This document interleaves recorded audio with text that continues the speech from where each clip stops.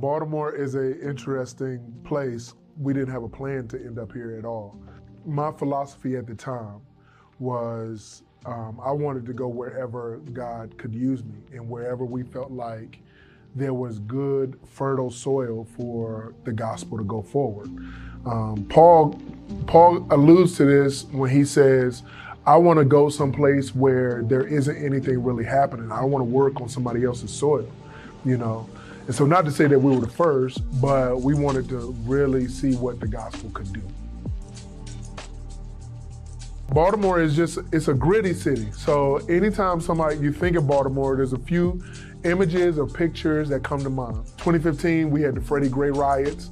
And so we've had the highest murder rate of a city in the last 3 to 5 years. So all of these different things create this kind of narrative about the city. And that's what kind of drew me to it on the outside, was just like, man, I want to go to a place where it is hard because I know what the gospel can do. It brings new life. So if people are saying this is a God-forsaken place, I want to see God raise this thing from the dead. When I got called into ministry, some people get called and they want to become a pastor. I didn't necessarily want to become a pastor. I wanted to be a missionary. And so that's my framework, is how do you translate the gospel into this context, into this culture, and you take it with you and you go somewhere else. Now, typically when we think missions, we think Africa and Europe and, whatever, and missions trips and that kind of thing. What the Lord did in my heart was he made me I felt this burden to become a missionary to my people. And so Paul says he had a burden for the kinsmen of his flesh. So he said, man, I'd rather die than to see my brothers, the Jewish people, ostracized or miss out on the promises of God. That burden kind of really struck me when I moved back into my childhood neighborhood, where I thought I was going to go live in Europe. I thought I was going to live overseas. And literally, when I got back home and saw my friends, relatives, how little they understood, and nobody had translated the gospel to them in a way that they could understand. And I said, oh, you know what? I'll take that on. I'll translate it in a way that they can understand so that they can experience the transformation that God came to bring through Jesus. So can you imagine if Jesus devoted himself and needed to pray and spend time with his Father, how much more do you and I need to spend time and devote ourselves to what? Prayer.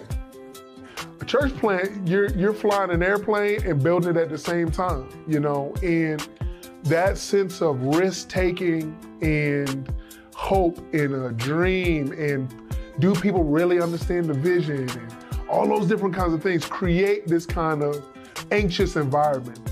But if you're a real church planter, in my estimation, that's what also fuels you, So whereas a lot of people would be really insecure about that, this is what makes church planting so exciting, because, man, I hope somebody comes on church on Sunday. I hope somebody comes. Well, listen, Jesus said, upon this rock, I will build my church, and the gates of hell will not prevail against it.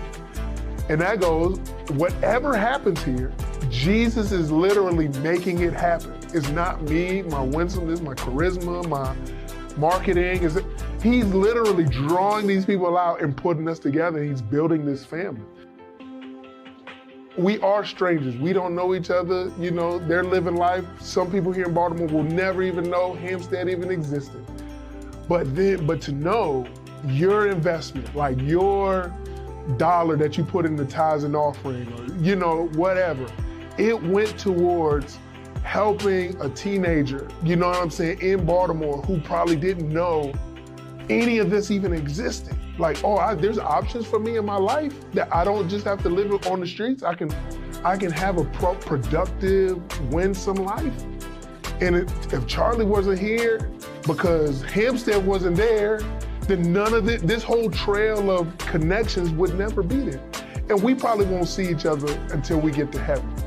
But to know I'm a part of that kind of fabric, that's always going on because I'm involved in what God is doing. And so, man, I don't take for granted You know, even the little small things, man, just a little, I don't have much, but I'll put in a couple dollars here and there.